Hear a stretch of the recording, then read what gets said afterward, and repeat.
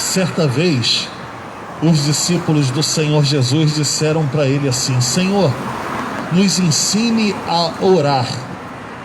E o Senhor Jesus, resumindo a história, ensinou essa oração que a gente conhece como a oração do Pai Nosso.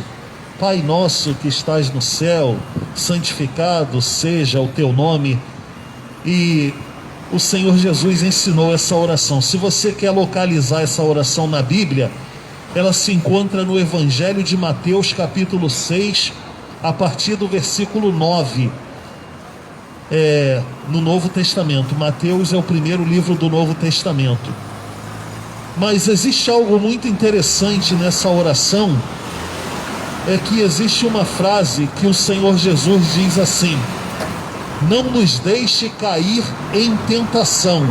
Para você que conhece a oração, para você que já fez essa oração, você conhece essa expressão, está na oração do Pai Nosso, tem essa frase: não nos deixe cair em tentação. Olha, o que acontece com as nossas vidas é que quando nós caímos em tentações, nós pecamos contra Deus. E a Bíblia diz que os nossos pecados fazem separação entre nós e o nosso Deus. E o Senhor Jesus está falando para a gente pedir a ajuda de Deus, para a gente não ser vencido pelas tentações. Sabe por quê? Sem a ajuda de Deus, nós nunca conseguiremos vencer o pecado e as tentações. Sabe por quê? Por causa da nossa natureza, que é carnal e pecaminosa. Nós já nascemos pecadores. Quando um bebê nasce na maternidade, o doutor pega a criança e avisa para a mamãe lá, né? Geralmente já sabe por causa da ultrassonografia, do pré-natal. Mas quando o bebê nasce, aí o médico anuncia, né? Nasceu um menino, nasceu uma menina, e a família faz a festa. Mas se o médico dissesse assim: nasceu um pecador, nasceu uma pecadora, ele também não estaria mentindo. Porque ninguém precisa ensinar uma pessoa a pecar. Ainda na infância, a gente percebe que as crianças falam mentira, tentando iludir, enganar o pai e a mamãe, sem ninguém nunca ter ensinado a falar mentira. Nenhum pai, nenhuma mãe nunca falou assim: olha, de vez em quando você fala mentira para você se dar bem. De vez em quando você engana alguém para você se dar bem. Quando você repartir o doce com seu amiguinho, você fica com a maior parte. Ninguém precisa ensinar, já está na nossa natureza. A gente não consegue evitar o pecado. E o pecado, quanto mais velho a gente vai ficando, eu falei de doce, de mentira, de enganar o papai e a mamãe, mas quanto mais velho a gente vai ficando, parece que vai ficando pior a situação. Hoje em dia estão tentando sexualizar as crianças, mas elas não têm essa característica. As crianças ainda têm inocência no seu coração. Já os adultos é mais complicado, né? Mesmo assim, a sociedade tem tentado erotizar, sensualizar as crianças. Crianças não são feitas para isso.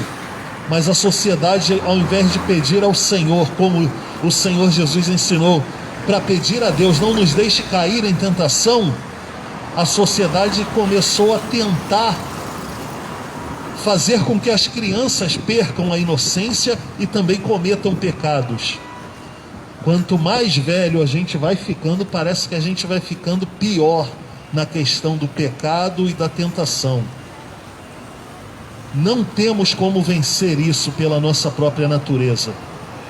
Muitas pessoas pensam que quando terminarem a vida aqui, estarão na glória com Deus, simplesmente por serem pessoas de bem, por não terem inimigos, por não fazerem mal a ninguém, por serem pessoas trabalhadoras.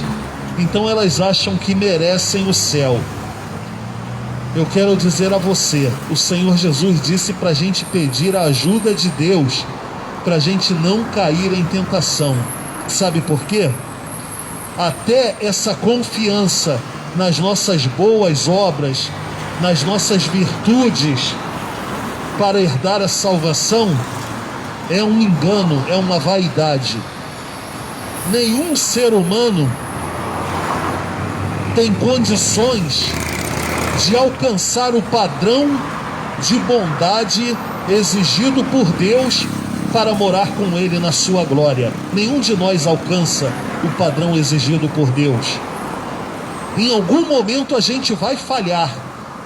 O padrão exigido por Deus é como se fosse uma parede pintada de branco e você olhasse e não tivesse uma mancha, não tivesse um respingo nela. A gente sempre vai ter alguma mancha, algum respingo na nossa parede pintada de branco. Então a gente não é aceito. Deus é perfeito e Ele exige a perfeição, e nós não conseguimos isso. Por isso Ele enviou o seu próprio Filho, Jesus, e que se ofereceu como sacrifício perfeito. Ele atingiu o padrão exigido pela justiça, pela santidade de Deus. Ele morreu, porque a Bíblia diz que o salário do pecado é a morte, e Ele morreu pelos nossos pecados, mas Ele venceu a morte, Ele ressuscitou. E aquele que crê em Jesus nunca será condenado. O crer em Jesus significa se arrepender dos pecados e aceitar a Jesus como Salvador pessoal, assumir compromisso com Ele.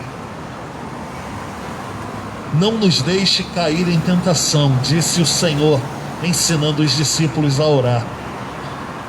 Nós caímos muitas vezes. Nós não temos condições de, sem a ajuda de Deus, vencermos e sermos mais do que vencedores. Mas se confiarmos nele, Ele nos ajudará, Ele nos justificará, não pelas nossas obras, porque a Bíblia diz, pela graça de Deus, favor, presente que vocês não merecem, nós somos salvos. Pela graça de Deus, nós somos salvos por meio da fé. E isso é um presente de Deus. Não vem de obras para que ninguém possa se gloriar perante o Senhor. Não é das nossas boas obras que vem a nossa salvação.